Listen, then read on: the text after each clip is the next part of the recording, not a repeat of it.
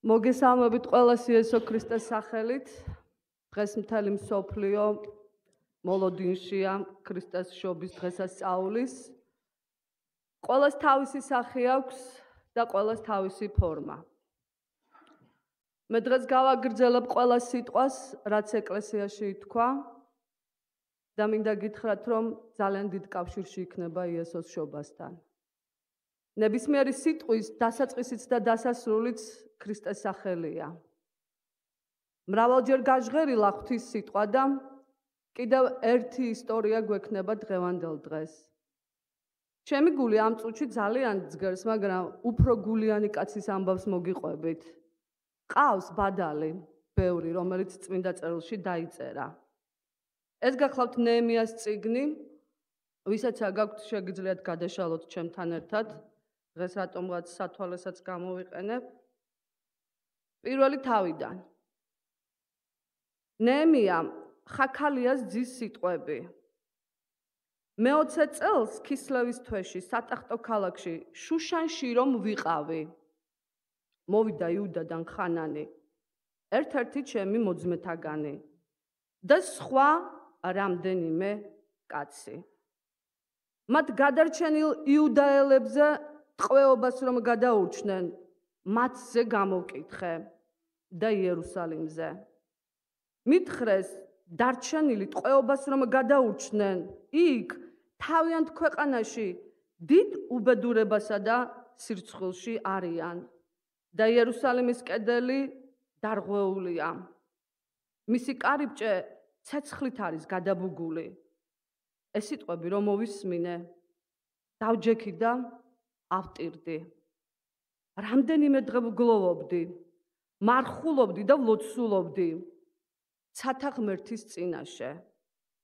ვეუბნებოდი, გემუდარები უფალო, ზეცათა ღმერთო, ღმერთო დიდებულო და საშინელო. აღთქმას რომ უდებ და წყალობას რომ უნახავ შენს მოყვარულებს, შენი მცნების დამცველთ. შენი ყური იყოს სასმენად და შენი თვალი ახელილი იყოს, რათა ისმინო შენი მსახურის ლოცვა. ახლა დღედაღამ რომ ლოცულობს შენს წინაშე ისრაელის ძეთათვის, შენს მორჩილთათვის და აღიარებს ისრაელის ძეთაცოდვებს, რომლითაც შენ შეგწოდეს მე და ჩემმა მამისახმა. დანაშაულით დავაშავეთ და არ ვასრულებდით იმ ცნებებს, წესებს, სამართალს, რომელიც შენ მოსეს უბრძანე, თანაც შენს მსახურს. გაიხსენე სიტყვა, რომელიც აღუთქვი შენს მსახურს მოსეს, თუ მიღალატეთ, ხალხებში გაგფანტავთ. ხოლო თუ დაბრუნდებით ჩემთან და დაიცავთ ჩემს მცნებებს და აღასრულებთ მათ, ცის კიდემდეც რომ იყოთ გაფანტულები, იქიდან შეგაერთებთ და მოგიყვანთ იმ ადგილას, რომელიც ამოვირჩიე, ჩემი სახელის იქ დასავანებლად. ისინი შენი მსახურნი, შენიერია, რომელიც გამოისყიდე შენი დიდი ძალით და შენი ძლიერი ხელით. გევედრები უფალო, შენი ყური სმენად იყოს, შენი მსახურის ლოცვის მიმართ და შენს მსახურთა ლოცვის მიმართ, რომელთაც წადიათ შენი სახელის მოშიშება და ახლა გემუდარები, ხელი მოუმართე შენს მსახურს. წყალობა აპოვნინე ამ კაცის წინაშე და მე ვიყავი ღვინის წდე. არ მეგულება ადამიანი, უკეთ გადმოსცეს ეს ამბავი და ამ გულიან კაცზე გვესაუბროს. შესავალში, რამაც ჩემი თვალი და ყურთასმენა ძალიან მიიპყრო, ეს იყო ორადორი ნაცვალსახელი. მე მის მორფოლოგიურ გარჩევას არ შეუდგები, მაგრამ უბრალოდ ისე ვიტყოდი, რომ მე დღეს ყველას აქვს. მეორე მსოფლიო ომის შემდეგ, როდესაც ორი უზენაესი სახელმწიფო გამოცხადდა, ამერიკა და რუსეთი, ყველაში იყო მე. ყველა ამბობდა ამ პირის ნაცვალსახელს, რომ ისინი იყვნენ განსაკუთრებულები. მაგრამ მე თქვენ დღეს ისეთი გულიანი, ისეთი საოცარი გულძგერა კაცის ამბავი მოგიტანეთ, მისი მე სხვა არის. მან როგორც კი ეს სიტყვა თქვა და თამამად დადგა ლოცვის წინაშე და ზეციერ ღმერთს მიმართა. ეს ის ქრისტეა, ეს ის იესოა, რომლის შობა დღეს ყველა ღმერთის შულს ახარებს. დაწერილი სიტყვა, რომელსაც თავად ნეემია ძალიან მისდევდა და ღმერთსაც შეახსენა, მოსეს, აი ღვთისმსახურს რომ უთხარი, მას ხომ მოუწოდე. ეს მეტყველებს იმაზე, რომ სიტყვა ამ კაცის გულში იყო უზენაესი. მე პირადად 19 წლის მერე მიჭირავს ეს ბიბლია წითელი და აი ყოველი სიტყვა ჩემთვის იმდენად გულის ძგერას წარმოშობს, მე დავინახე რომ ნეემია იყო უფრო მაგარი. დღეს ძალიან ბევრ ადამიანს სურს რომ იყოს სიმბოლურად ღვინის მწდე, რაც შეიძლება შემდეგნაირად ითარგმნოს და გაიშიფროს, როგორი დაახლოებულია სამეფო კართან, რომელ მეფეს ემსახურება. ეს იუდეველი კაცი, მოსეს სიტყვის მჭერმეტყველი, დეტალურად რომ ცნობს ღვთის სიტყვას და მას აქვს ეს გამოცხადება. მე ვიტყოდი რომ ეს იყო ზეციდან შობილი კაცი. ეს სიტყვა არ იყო მოქმედი ძველ აღთქმაში, მაგრამ არ შეიძლება გული გიძგერდეს ისე როგორც ნეემიას და შენ არ იყო ქრისტეს მიმდევარი. მან იცის მოსეს რჯულის ზედმიწევნით. მისთვის არის სიტყვა უპირატესი და შემთხვევით არ იყო თქვი რომ დღეს შობის განწყობილების ზეიმი აქვს, წინა პერიოდი აქვს ხალხს, მაგრამ ვისთვის როგორი ფერია? ჩემი ფერია დღეს არის ღმერთის სიტყვა. ეს სულ სხვა ფერია. ეს მოსეს სიტყვებია, რომელიც თავად ნეემიამაც იცის. ის იყო ძალიან დაახლოებული პირი მეფესთან. ის იყო ძალიან განსაკუთრებული კაცი, იცით როგორი კაცი? მეფე მას ეკითხებოდა, თუ რა არ მოსწონდა ნეემიას, რა იყო მისი გულის სიღრმეში? მე დღეს შეიძლება არ წავიკითხო ყველა მუხლი, მაგრამ არანაკლებ იცით ჩემზე აქ მჯდომთაგან, რომ ნეემიას დაღვრემილობა მეფეს არ გამორჩენია. როგორ გიყვართ ყველას და ალბათ მეც, მე მაგრამ ნეემიას აქვს სიტყვა შესავალშივე.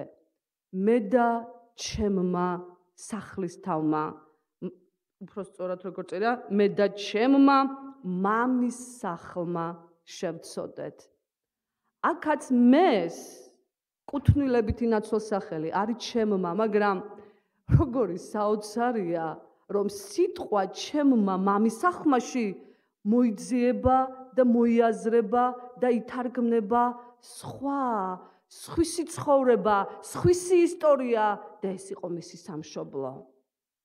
დღევანდელი ისტორია ძალიან წააგავს ახლა ჩვენს ამბავს და ძალიან ბუნებრივიც არის დღეს რა მნიშვნელობა აქვს საქართველოში იქნება ჩემთვის ქრისტეშობა თუ ნებისმიერ სხვა ქვეყანაში, შენ გტკივა შენი ქვეყანა. შენ გაქვს შენი მოსაზრება. და დღეს როგორც კი საკუთარ აზრს თავისუფლებისას დააფიქსირებ, ეგრევე მოგაწერე, რომ შენ ხარ აუცილებლად მხარე. მე მომწონს ნეემიას გადაწყვეტილება და როდესაც მწდეს ის ამ პოზიციაზე, მწდის პოზიციაზე ღვინის მიმწოდებლად მეფესთან მუშაობდა, მას არც ხვენია აღიაროს თავისი მხარე. მან თავისი წინადადებით დააფიქსირა, რომ მას აქვს თავისი აზრი და ეს იყო მისი ქვეყანა. ძალიან საინტერესოა და საგულისხმოა, რომ ნეემია ერთადერთი ადამიანი, ერთადერთი კაცი, რომელმაც მე და ჩემმა მამის სახლით დაიწყო ლაპარაკი და შუშანში რომ ვიყავი, პირველ პირში საუბრობს და ეს კიდე ერთგვარ დიდ გაბედულებაზე მეტყველებს. რა ლამაზი სიტყვა იხმარა? ერთ ჩემს მოძმეთაგანს დავეკითხე ჩემი ქვეყნის ამბავი. გულდასმით გამოიწია ყველაფერი. იცის რომ მტერი იყო იერუსალიმში, ისიც იცის, რომ ვინც ტყვეს გადაურჩა, დასახლდნენ თავიანთ ქვეყანაში, მაგრამ საშინელ მდგომარეობაშია. მე ჩემს დღეს ამბავს გეტყოდით იმას, რომ შესავალი მე და ჩემი იყო. მაგრამ მე და ჩემი ყოველთვის საყოველთაო საკითხია და საზოგადო საკითხია და თქვენ მიუხედავად იმისა, რომ ნეემიამ პირველ პირში დაიწყო საუბარი და უკვე მოწმობს, რომ ეს წიგნი მან თავად დაწერა, მისი მე იყო საყოველთაო. ჩვენი ყოფიერება ეკლესიაში, აი თქვენი მე, ცალკე ინდივიდი პირები ხართ სათითაოდ, ნუ იქნება მხოლოდ თქვენი, იყოს მე და ჩემი მამასახლისი. ის გულისხმობდა ყველა ქვეყნის შვილს, არა მარტო სულიერს, ადამიანს, უსულოსაც, იმ მიწაწყალს, რომელზედაც ჯეროდა, რომ ეს იყო ღმერთის. აი თავად სიტყვებიც როგორ არის მეოთხე მუხლში, ვეუბნებოდი, გემუდარები, უფალო, სათაღმერთო, დიდებულო და საშინელო. ნეემიას მსგავსი კაცი ბევრი გვყავს ბიბლიაში და თუ კი მაგალითზე მიდგება ჯერი და ვისაც მოგეწონება ზედაეშელონებთან ურთიერთობა, როგორც ნეემიას აქვს, თქვენც იყავით მისი მსგავსი. საოცრება იყო ის, რომ აი ამ კაცმა, რომელმაც მეთი დაიწყო საუბარი, ესმე საზოგადო გახდა. ერთ-ერთ სახედარზე შემჯდარი ღამე ათვალიერებს იერუსალიმს და ისე განიცდის, რომ კედლები დანგრეულია, გადაბუგულია, დამწვარია. ისევ ღმერთის სიტყვას დავესესხები და მინდა ზუსტად ვციტირდე, როგორ ამბობს თვითონ, რომ მოვისმინე, ვიტირე. მერე ბევრი ვიფიქრე, მერე ვიმარხულე, მერე ვილოცე, მერე ღმერთსაც მიმართა. რა ფასი აქვს ისეთ შობას თქვენს ცხოვრებაში? თუ სიტყვა არა გაქვთ. რომელ ღმერთზე იმობთ? რომელი ქრისტე გყავთ? სად დაიბადა? რომელ სიტყვაში შეგიძლიათ ეს კაცი დაინახოთ? ეს კაცი ნეემიას გულში დაიბადა. დღევანდელი ამბავი, რომ ნეემიას ცოდნოდა, ვინ იცის რა დამოკიდებულება ექნებოდა? ჯერ ისე როგორ გულიანია, როგორი ურთიერთობა აქვს ცოცხალ ღმერთთან, როგორ ჯერავს მისი გაბედულების, მან იცის, რომ მეფეს გამოიყენებს. ისიც იცის, დინარის გაღმელ პირთან წერილს რომ გაატანს. ისიც იცის, ტყის მცველთან რომ იყვება მისი სიტყვა. აი, მე როგორი უნდა იყოს ქრისტიანის. ეხლა რამდენიმეც გინდათ იძახეთ, მაგრამ გაიხსენეთ აუცილებლად ნეემია და შენი მე ყოველთვის გახდება საყოველთაო.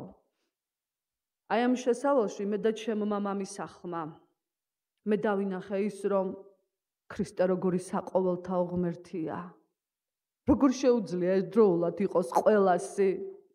როგორ შეიძლება იყოს დაჩაგრულის მხარეს მწამიერად? როგორ შეიძლება რომ ყველაფერი მოუგვაროს?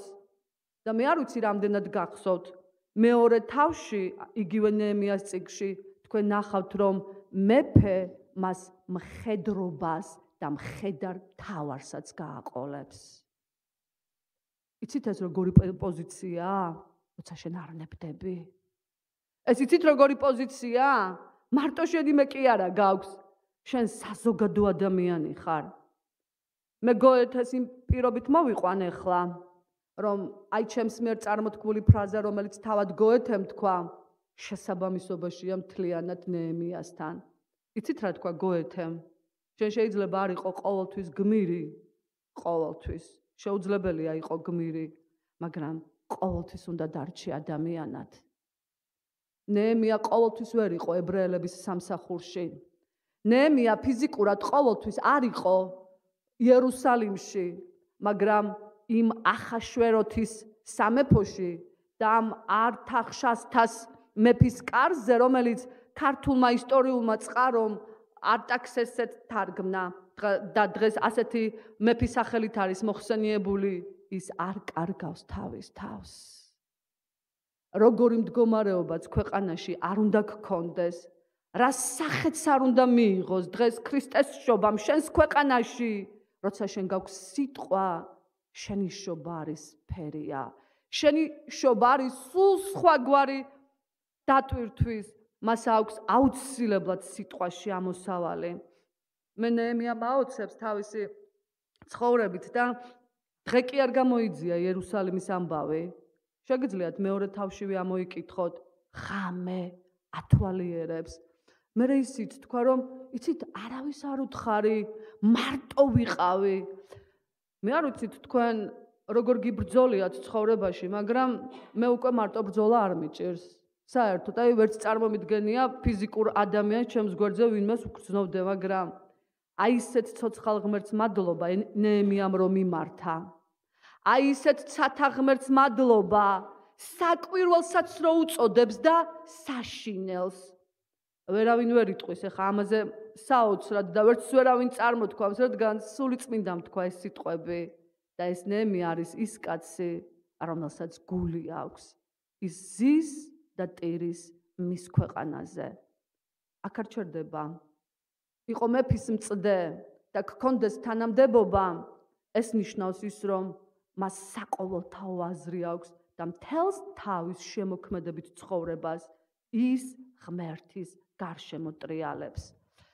მეორე სიტყვა, რამაც ჩემში ძალიან დიდი აღფრთოვანება გამოიწვია და მე ჩაუკვირდი თავად და განვიხილე ჩემ შინაგან სამყაროში, ეს იყო შემდეგი. როგორც კი ამ შუშანში მოსულ კაცს, როგორც თავად ამბობს, ერთ მოძმეთაგანს, რა კარგი სიტყვა, როგორ უყვარს მისი ქვეყანა, არა ვიწყდება, მას კი არ უთქვამს ვიღაც უცნობი, უცხო, ჩემი მოძმე, ჩემი სისხლი და ხორცი, მე გულდასმით მოусმინე. სიტყვა მოსმენა ყველა ენაზე ისმის. უკაცრავად მომისმინეთ. როცა ადამიანი არ გისმენს, არ მისმენდა როგორ გაიგებ. თუ კი შვილი დააშავებს, აი რომ არ მისმენდი, შედეგი სახეზეა. მაგრამ ეს ძალიან მარტივი თარგმანებაა ამ სიტყვის. აი ამ სიტყვას, რაც ესაიამ იმან ნეემიამ თქვა, მე გულდასმით მოვისმინე ჩემი მოძმის სიტყვები, ეს გახდა მოქმედება. ახალ აღთქმას ამ სიტყვაში აქვს საოცარი გაგება. და ძალიან სამი ვითომ უბრალო სიტყვით მოხდა კავშირი. მე არ ვიცი ახლა თქვენ რას უკავშირებთ, მაგრამ ყველამ რომ იცის და მით უმეტეს პროტესტანტულ ეკლესიაში. წმენა მოსმენისაგან და მოსმენა ღმერთის სიტყვისაგან. თქვენ თუ ამ ძლიერ სიტყვას თქვენს ცხოვრებაში ნეემიას მსგავსად გულდასმით არ ჩაეჭიდებით, თქვენ რწმენა არ გექნებათ. თუ კი რწმენა მოსმენისაგან არის, არც მოსმენა არ გექნებათ. თუ კი რწმენა და მოსმენა ერთდროულად ღვთის სიტყვას აკავშირებს, არც ეს არ გექნებათ. ეს სამეული არის განუყოფელი. ჩვენს ნეემიას ქრისტესეული რწმენა აქვს და შენთვის რომ განკაცდა დღეს და ფეხად ჩამოსულ ღმერთს აღიარებ და გულით გწამს, აი იმ რწმენაზე ვსაუბრობთ დღეს ჩვენ. შეგიძლიათ იფიქროთ და თქვენი ხედვა მითხრათ, როგორი იყო ნეემიას რწმენა. ნეემიას რწმენა იყო ძლიერი. მას ჰქონდა მოქმედება. ის არ შეშინებულა და ყველა თავისი პირობა, შესაძლებლობა და მდგომარეობა მან საქვეყნოდ გამოიყენა. ძნელია გიორგი იყო საზოგადო ადამიანი და ყოველთვის იყო გმირი, მაგრამ არ დაკარგოთ ხალხნო ადამიანობა. არ დაკარგოთ ღმერთის გულისთვის ეს სახე. იცით რა გვაერთებს მთელ კაცობრიობას? სამი სიტყვა: დაბადება, სიცოცხლე და სიკვდილი. ეს სამი სიტყვა გარდაუვალია ყველა ცხოვრებაში. რომ შენ დაიბადე, საერთოა ყველასთვის, მაგრამ ნეემიას გულში დაბადებული ღმერთის ძე ეს იყო ცოცხალი და საყოველთაო. ეს იყო ის მეორე მე და ჩემო მამამის სახლმა, რაც მისთვის მოძრაობა იყო ეს სიტყვა და სასწავლებამდე მიიყვანა. მესამე, როგორი გული ქონდა ნეემიას, ის იყო გულიანი კაცი, ის იყო ბურჯი მისიერის, ის იყო ტალკვესი გაჭირვების. იცით, ძალიან ხშირად უყვართ ადამიანებს, როდესაც მეფეებთან ბევრი რამ ხელეწიფება, მაგრამ ნახე როგორ მარტივად თქვა უცებ, ამბავი მოგვიყვა საქვეყნო, ამბავი მოგვიყვა საზოგადო, ამბავი მოგიყვა ბიბლიის ებრაელებზე, იუდაელებზე და უბრალოდ მე ვიყავი ღვინის მწდე. საოცარი ლირიული გადახვევა იყო და ამ გადახვევას ქონდა ასეთი რამ. როდესაც ახალგაზრდებში ჩვენ ვხედავთ ენერგიას, ეხლა როგორც მე მასწავლებელი, ძალიან ხშირად მირჩევია მშობლისთვის, რომ თქვენ შულს შეუძლია ეს. ეს იმდენად მიუღწეველი იყო იმ მშობლისთვის, რომ წარმოუდგენელი იყო, რომ მის შულს ევროპაში ესწავლა.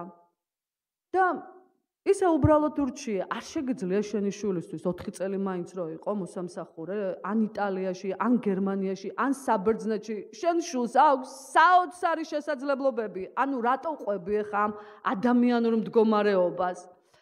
აი ამ ქალბატონს ჩემი სახით ღმერთმა აჩუქა ადამიანი, მაგრამ ნეემიას ღმერთი ყავდა.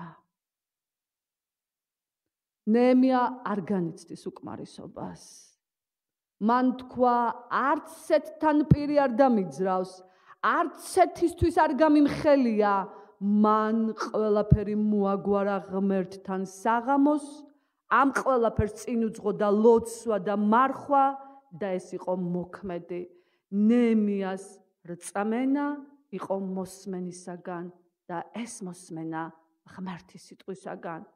მან ღმერთს თხოვა, აი შენ რომ მოსეს უბრძანე, აი ამ ცნების დაცვის გამო გთხოვ ღმერთო, ესენი ხომ შენიერია, ამ ხალხს შენი სახელის მოშიშება უნდათ.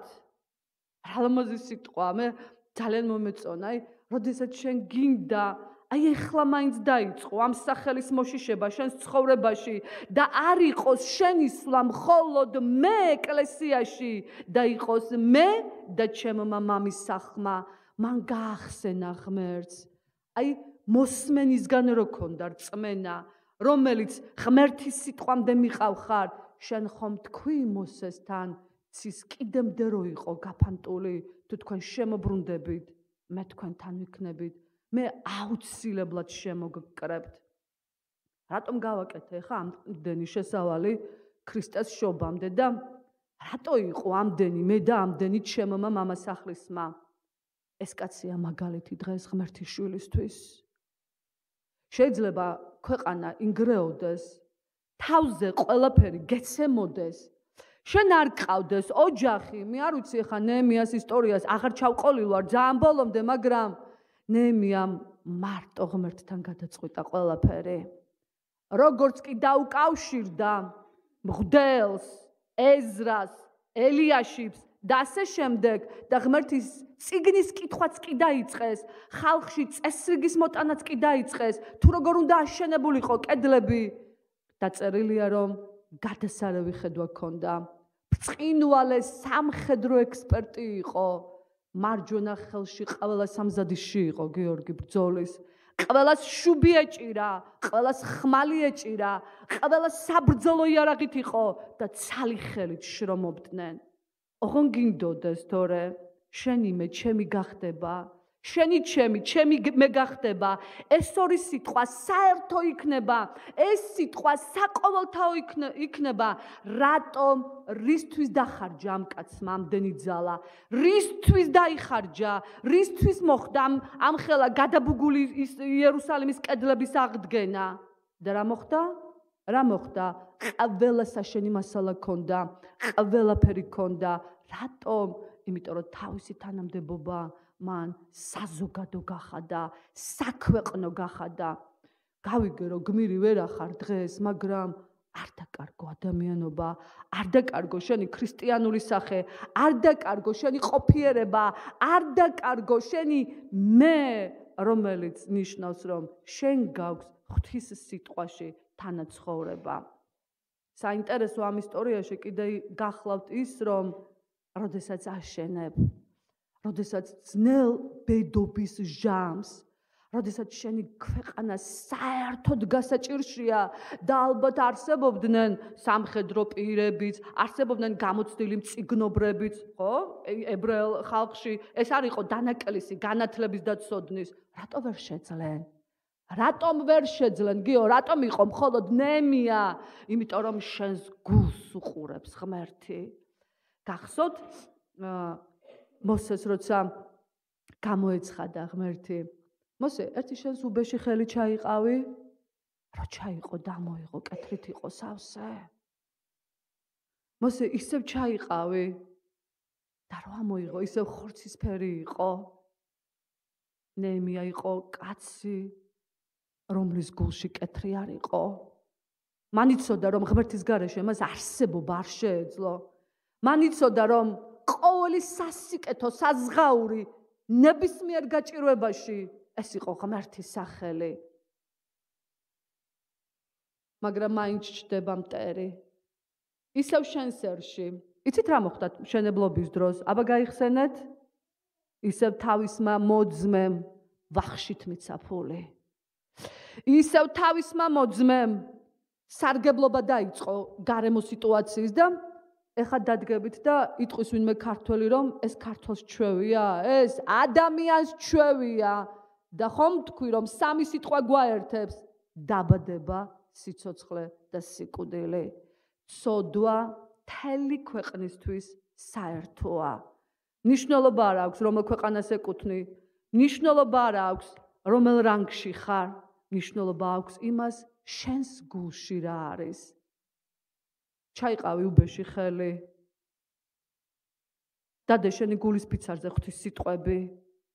დადე მოსეს სიტყვები შენი გულის ფიცარზე.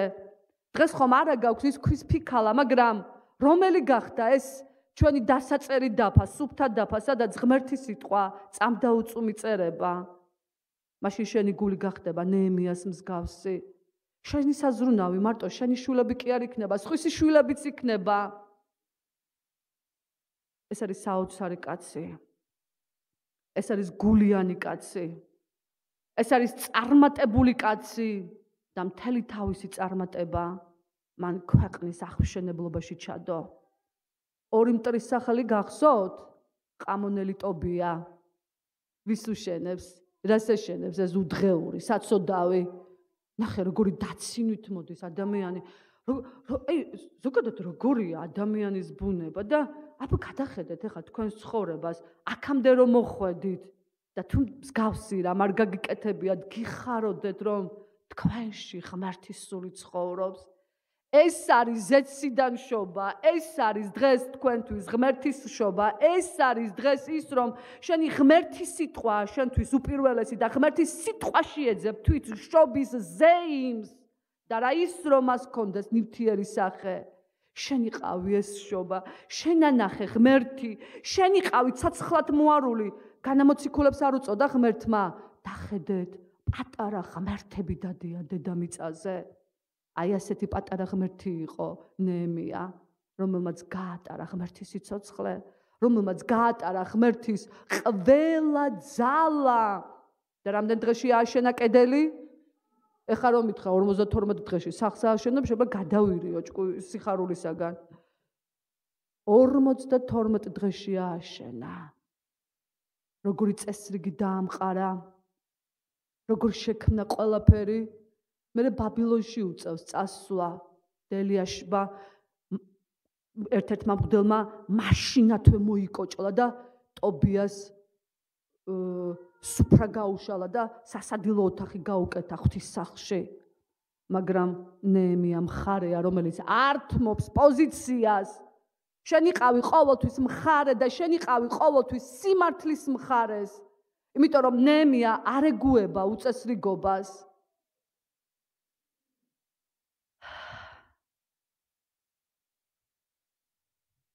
თავარი განზომილება რა იყო ნეემიასთვის? ეს ყველაფერი რო ააშენა და ხორციელი სახე შექმნა. სამბალატმა 9-ჯერ რომ მოიფიქრა და ყამონელმა ტობიამაც რომ შეეჩერებია ეს შრომა, როგორი გონივრული გადაწყვეტილება ჰქონდა. აბა მითხარით ერთი მაინც, ვინ ურჩია? არავინ, მხოლოდ ღმერთთან ჰქონდა ცოცხალი ურთიერთობა. როდესაც შენ ყავს ცოცხალი ღმერთი, შენ აუცილებლად ხდები გმირი. შენ აუცილებლად არ კარგავ ადამიანურ სახეს და გოეთეს ეს სიტყვები, რა კი ბიბლიასთან არის მოცემულობაში, ეს ხდება შენი განზომილება, შენი განსაზღვრება და შენი სახელის ქვეშ განიმარტება, რომ შენ გმირი ხარ, მაგრამ არ კარგავ არც ადამიანურ სახეს. თუნდაც პერეფრაზირებით, ყოველთვის შეიძლება ვერ იყო გმირი, მაგრამ მაინც არ დაკარგავ ადამიანურ სახეს. მეშობის წინა დღესასწაულებზე და ამ თქვენს განწყობილებაზე აი ძალიან ბევრმა მოსწავლემ მკითხა, რომ აი მას თქვენ როგორ აღიქვამთ ამ ზეიმს, როგორია თქვენთვის ეს? თუმე ღმერთის სიტყვა არა მაქვს, ჩემს თვალებში ბნელა. თუ მე ღვთის ისტორიას არ შემახსენებ, ვერაფრით ვერ მაოცებთ. არაფერი არ მაკლია შვილის კუთხიდან სასიკეთოდ და ვერასოდეს გამოხატე დიდი სიხარული და ბოლოს მითხრა დედა მე შენ აგიშენებ სახლსო და შენი სახლი იქნება ეკლესიაო და ჭკუიდან გადავედი სიხარულისაგან. თუ თქვენს გულს არ უკავშირებთ ღმერთს, ფუჭია თქვენი სიმდიდრე. აქ დარჩება. ჩრჩილი შეჭამს. მაგრამ ვინმეს კითხვა იქნება, რომ ნეემიამ რატომ აღადგინა კედელი? როცა დედამიწაზე ხარ, შენი წილი სამეფო გაქვს. განდო შენ ეს ადგილი რომ მოუარო. გულდასმით, გულდაჯერებით, გულით, რაც აკლია ძალიან ადამიანს. და ღმერთის სისავსე რა არის? თუ უბრალოებაში არ დაგიხატა სიდიადე, არც ცივი რომ არ ხარ და არც ცხელი. აი მაგნელთბილობას ამოგანთხევ ჩემი პირიდან. ჩვენი ნეემია იყო ცხელი. ის იყო მებრძოლი კაცი. მან თავისი სიქველით დაამტკიცა, რომ ის იყო ღმერთის კაცი. მან ეზრა დააყენა წყლის კარიბჭესთან და იქვე ღმერთის სიტყვა წაიკითხეს. და კიდე თუ ჩაიკითხავთ, განუმარტეს კიდევაც ხალხს. რომელი სიტყვა არ განმარტებულა ჩვენს ეკლესიაში და რა გახდა ბოლო იმისა, რომ ღმერთის შვილი ჩქეფდეს. ღმერთის შვილში იყოს ეს სიცოცხლე და შენი შობის წინაღამე რიტუალში კი არ აისახებოდეს. შენ იყავი მხარე, რომ სხვამ გიწოდოს. აქ არის ზეიმი. მე აქ ვხედავ ძალას, მე აქ ვხედავ სიცოცხლეს, სადაც ღმერთის სიტყვა იქ არის მოძრაობა. მე არ ვუარყოფ არც ერთ პროზას, მიუხედავად იმისა, რომ ფილოლოგი ვარ და გადასარევად მომწონს თვით ჭავჭავაძის სიტყვები, რომ მხოლოდ მოძრაობაშია ძალა და ენერგია, მაგრამ ამ ყველაფერს გამოეცლებოდა ენერგია, თუ მისი სარჩული არ იქნებოდა ბიბლიური სიტყვა. მე უკედმესახება იაკობის წერილი. მაჩვენე შენი რწმენა საქმეების გარეშე და მე ჩემ რწმენას საქმეებით გაჩვენებ.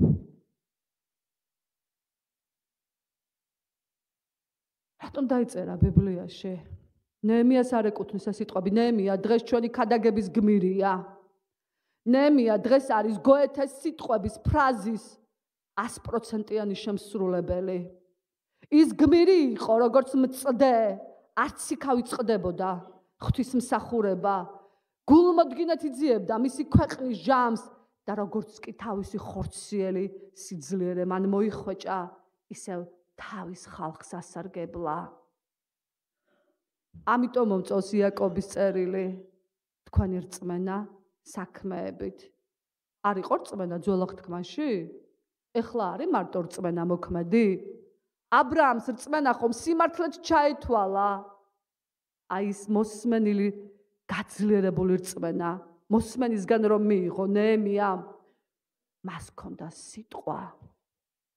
დაუბრუნდით ისევ სიტყვას, ისევ გულით, ისევ გულდაჯერებით. და ნახეთ როგორი კაცია, მაგარი კაცია.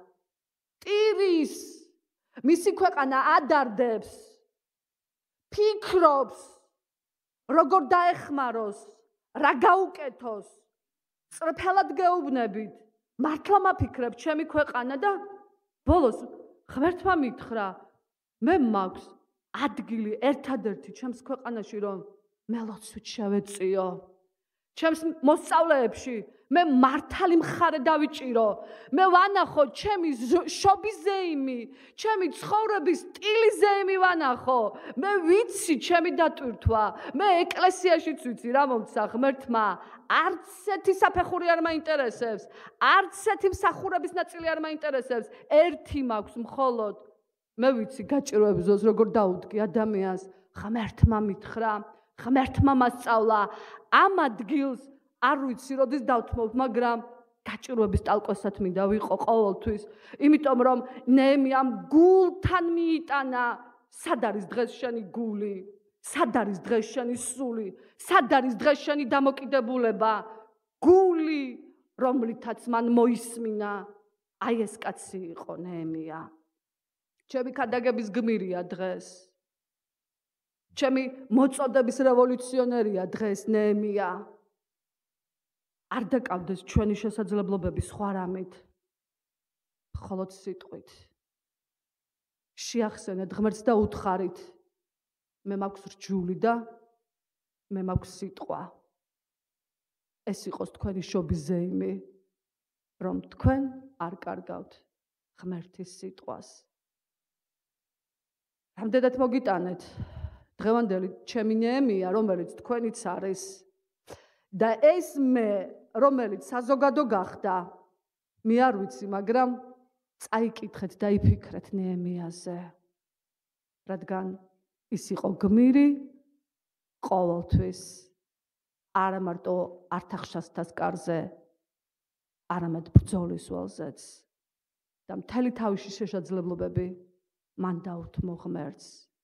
იყოს ნეემია ჩვენი ცხოვრების მაგალითი და არ დართმოთ თქვენი ქვეყანა ამ შობის ღამეს.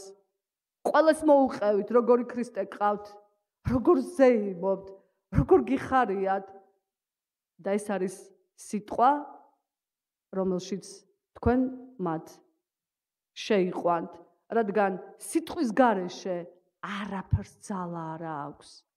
ეს არის ის გულიანი სიტყვა, ეს არის ღმერთის გულის სიტყვა, ეს არის სული და ნამოხეთქილი სიტყვა. ეხა ამ მტკიცოს ვინმე რა იცი რომ ღმერთმა დაწერა, რა კარგია რო გწამს, რა კარგია შენი რწმენა, მოსაწონია შენი რწმენა და არ დათმოთ არც ესეთი ადგილი სატანისთვის, რადგან სადაც ღმერთის სიტყვით შეივსება, იქ არის მოქმედება და იქ არის სიცოცხლე. ასეთ ღმერთს, ასეთ შობილ ღმერთს, ასეთ ზეცათა ღმერთს კონდეს მარადის ქება. ამინ.